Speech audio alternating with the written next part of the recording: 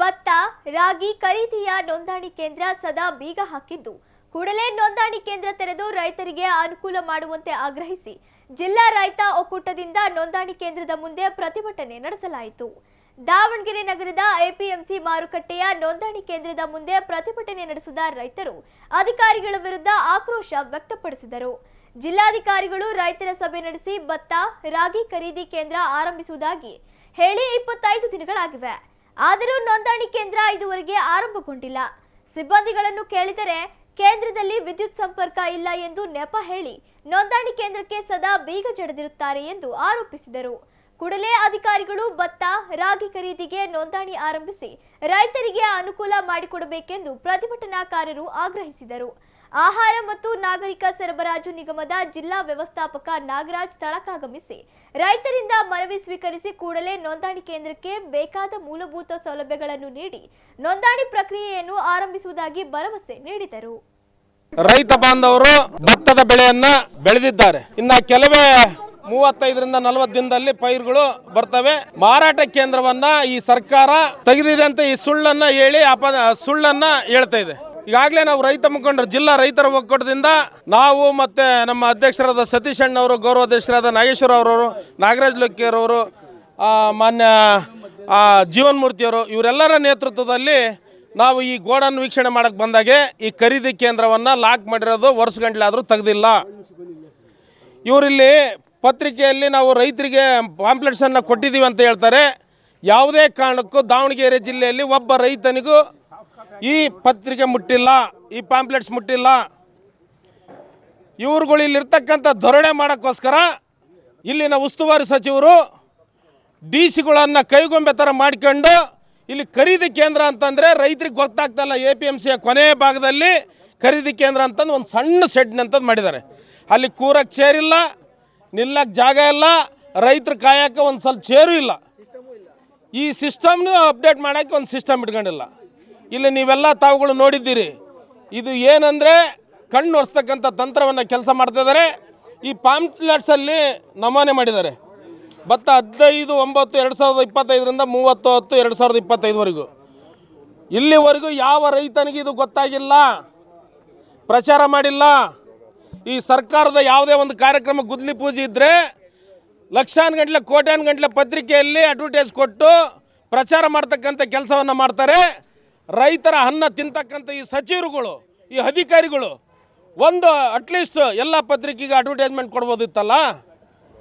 ಇವರೆಲ್ಲರೂ ಇಲ್ಲಿರ್ತಕ್ಕಂಥ ಉಸ್ತುವಾರಿ ಸಚಿವರುಗಳಾಗಿರಲಿ, ಶಾಸಕರುಗಳಾಗಿರಲಿ, ಸಂಸದರಾಗಿರಲಿ, ಇವರವೆಲ್ಲ ದೊಡ್ಡ ದೊಡ್ಡ ಮಿಲ್ ಇರೋದ್ರಿಂದ ಖರೀದಿ ಕೇಂದ್ರವನ್ನು ತೆಗೆದ್ರೆ ನಮಗೆ ಭತ್ತ ಬರ್ತಕ್ಕಂಥ ಸಾಲ್ಟೇಜ್ ಕಮ್ಮಿ ಆಗುತ್ತೆ. ನಾವು ಪ್ರೊಡಕ್ಷನ್ ಮಾಡ್ತಕ್ಕಂಥ ಅವ್ರಿಗೆ ಲಕ್ಷಾನು ಟನ್ ಗಂಟಲೆ ಭತ್ತ ಬೇಕಾಗಿದೆ. ಈಗ ಇವರಿಗೆ ಅದನ್ನು ಮರೆಮಾಚಿ ಖರೀದಿ ಕೇಂದ್ರವನ್ನು ತೆರೆದಂಗೆ ಮಾಡಿ ಕಾಳ ಸಂತೆಯಲ್ಲಿ ಸರ್ಕಾರದ ನಿಗದಿ ಹಣಕ್ಕಿಂತ ಕಡಿಮೆ ರೇಟಲ್ಲಿ ಪರ್ಚೇಸ್ ಮಾಡ್ಬೇಕಂತಂದೇಳಿ ಹುನ್ನಾರವನ್ನು ಮಾಡ್ತಿದ್ದಾರೆ. ಇದು ಭಯೋತ್ಪಾದಕ ಸರ್ಕಾರ ಅಂದರೂ ತಪ್ಪಾಗಲಾರ್ದು ಬಂಧುಗಳೇ. ಹಾಗಾಗಿ ಇದರ ವಿರುದ್ಧ ಉಗ್ರವಾದ ಹೋರಾಟ ಮಾಡ್ತಿದ್ವಿ. ಈಗ ಅಧಿಕಾರಿಗಳು ಹೇಳಿದರು, ಇಲ್ಲ ಸರ್ ನಮಗೆ ಆದೇಶ ಇಲ್ಲಿ ಬಂದೈತಿ ಮಾಡಿದ್ರು ಅಂದರು. ನೀವು DC ಆಫೀಸು ಅದಾಗತ್ತಲ್ಲೇ ದೊಡ್ಡ DC ಆಫೀಸ್ ಮಾಡಿದೆ. AC ಆಫೀಸ್ ಪಕ್ಕ ಸರ್ಕಾರದ ಜಾಗ ಇದೆ, ಶಾಸಕರ ಭವನ ಅಂತ ಇದೆ, MLC ಭವನಗಳು ಅಂತ ಇದ್ದಾವೆ. ಅದರಲ್ಲಿ ಓಪನ್ ಮಾಡಿ, ಬಸ್ ಸ್ಟ್ಯಾಂಡ್ ಹತ್ರ ಆಗುತ್ತೆ. ಎಲ್ಲ ಇಡೀ ಜಿಲ್ಲದ, ಇಡೀ ತಾಲೂಕಿನ ರೈತರಿಗೆ ಅನುಕೂಲ ಆಗೋಂಥ ಜಾಗ ಅದು. AC ಆಫೀಸ್ ಪಕ್ಕಕ್ಕೆ ತೆಗೆದ್ರೆ ಈ ಸರ್ಕಾರ ರೈತರಿಗೆ ಎಷ್ಟು ಮೋಸ ಮಾಡ್ತೈತೆ ಅಂದರೆ ಇನ್ನು ಇವತ್ತಿನವರೆಗೂ ಕೂಡ ರೈತರ ಕೇಂದ್ರ ಎಲ್ಲೋ ಕಳತನದಿಂದ ಎಲ್ಲೋ ಸೈಡ್ ಮೂಲೆ ತೆಗೆದಿದ್ದಾರೆ. ದಾವಣಗೆರೆ ಮಧ್ಯಭಾಗದಲ್ಲಿ ಸಾಕಷ್ಟು ಜಾಗ ಇದೆ.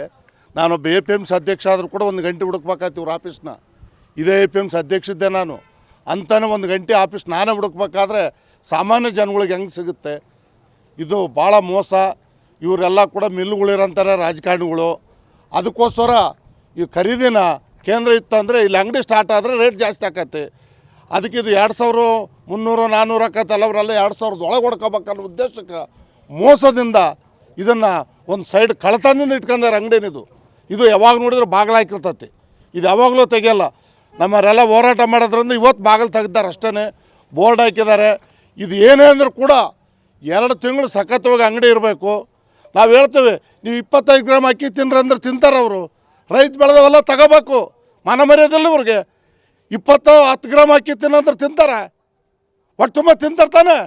ಇವತ್ತು ರೈತ ಬೆಳೆದವೆಲ್ಲ ಕೂಡ ತಗೋಬೇಕು, ಎಷ್ಟು ಬೆಳೆದ್ರು ಕೂಡ ಅಂತೇಳಿ ಈ ಸಂದರ್ಭದಲ್ಲಿ ನಾನು ಆಗ್ರಹ ಮಾಡ್ತೀನಿ. ಚೇರಲ್ರಿ ಅವೆಲ್ಲ ಧೂಳವೆಲ್ಲ ಹಂಗಾಗಿ ಮತ್ತು ಇವ್ರು ಲೋಕಾಯುಕ್ತರ ಎಡಾಗಿರೋದು.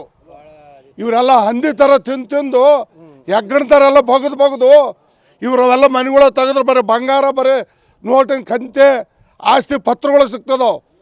ಈ ಅಧಿಕಾರಿಗಳವೆಲ್ಲ ಆ ನಮೂನೆ ತಿಂತಿದ್ದಾರೆ. ಇವು ಯಾಕೆ ರೈಡ್ ಅದ? ಸಾವಿರಾರು ಕೋಟಿ ಮಾಡ್ತಿದ್ದಾರೆ ಅಧಿಕಾರಿಗಳು. ಇವತ್ತು ರೈತರನ್ನೆಲ್ಲ ಮೋಸ ಮಾಡಿ ಹೊಡೆದು. ಇಂಥ ಅಧಿಕಾರಿಗಳು ನಮಗೆ ಬೇಕಾ? ಇಂಥ ಸರ್ಕಾರ ನಮಗೆ ರೈತರಿಗೆ ಬೇಕಾ ಅಂತೇಳಿ ಸಂದರ್ಭದಲ್ಲಿ ನಾನು ಆಗ್ರಹ ಮಾಡ್ತೀನಿ. ಏನು ತೊಂದರೆ ಇಲ್ಲ. ಇಲ್ಲಿ ನಮ್ಮಲ್ಲಿ ರಿಜಿಸ್ಟ್ರೇಷನ್ ಸ್ಟಾರ್ಟ್ ಮಾಡಿದ್ದೀವಿ ನಾವು ಭತ್ತ ಮತ್ತು ರಾಗಿಗೆ. ನಾವು ಖರೀದಿ ಕೇಂದ್ರನ ಇಲ್ಲಿ ಓಪನ್ ಮಾಡಿದ್ದೀವಿ ರಿಜಿಸ್ಟ್ರೇಷನ್ಗೆ. ಇವಾಗ ಅಂತ ಹೇಳಿದ್ರೆ ನಾವು ಲಾಸ್ಟ್ ಟ್ರಾನ್ಸ್ಪೋರ್ಟ್ ಸ್ಪೀಡ್ ಮುಗಿದ ಕೂಡ ಇಮಿಡಿಯೇಟ್ಲಿ ಸ್ಟಾರ್ಟ್ ಮಾಡಿದ್ದೀವಿ. ಮತ್ತು ರಿಜಿಸ್ಟ್ರೇಷನ್ ನಾವು ಸಗಟು ಮಳಿಗೆಯಲ್ಲಿ ಇವಾಗ ಕಂಟಿನ್ಯೂ ಸ್ಟಾರ್ಟ್ ಇದೆ. ಬಟ್ ಆಲ್ರೆಡಿ ರಿಜಿಸ್ಟ್ರೇಷನ್ ಆನ್ಗೋಯಿಂಗ್ ಇದೆ. ಮಾಡ್ಕೊಂಡಿದ್ದಾರೆ ರೈತರು ಬಂದು, ಎಲ್ಲರೂ ಬಂದು ಅಲ್ಲೇ ಮಾಡ್ಕೊತಿದ್ದಾರೆ. ಏನು ತೊಂದರೆ ಇಲ್ಲ, ಏನಿಲ್ಲ. ಅಲ್ಲಿ ಕರೆಂಟ್ ಪವರ್ ಇಲ್ದಕ್ಕೆ ನಾವು ಸಗಟು ಮಳಿಗೆಯಲ್ಲಿ ನಾವು ರಿಜಿಸ್ಟ್ರೇಷನ್ ಮಾಡ್ಕೊತಿದ್ದೀವಿ. ಇಲ್ಲೇ ಪಕ್ಕದಲ್ಲೇ ಇದೆ ಅದು. ಇಲ್ಲ ಇವಾಗ ಅಟ್ ಪ್ರೆಸೆಂಟ್ ಏನಂತಲೇ ರಿಜಿಸ್ಟ್ರೇಷನ್ ಮಾಡ್ಕೊತೀವಿ. ಅಲ್ಲಿ ಏನೈತಲ್ಲ ಅವ್ರಿಗೆಲ್ಲ ಅನುಕೂಲ ಮಾಡಿಕೊಟ್ಟು ಎಲ್ಲ ಮಾಡ್ಕೊಡ್ತೀವಿ ನಾವು. ಈಗ ಸಗಟು ಮಳೆಗೆ ಕರ್ನಾಟಕ ಆಹಾರ ನಿಗಮ ಗೋದಾಮ್ನಲ್ಲಿ ನಾವು ರಿಜಿಸ್ಟ್ರೇಷನ್ ಮಾಡ್ಕೊತಿದ್ದೀವಿ ಇವಾಗ. ಇಲ್ಲ ಅಲ್ಲೇ ಮಾಡ್ತಿದ್ದೀವಿ ನಾವು. ಈಗ ಏನೈತಲ್ಲ ಮತ್ತು ದೊಡ್ಡ APMC ದೊಡ್ಡ ಗೋಡನ್ ತೊಗೊಂಡು ಅಲ್ಲಿ ರಿಜಿಸ್ಟ್ರೇಷನ್ ಮಾಡ್ಕೊತೀವಿ.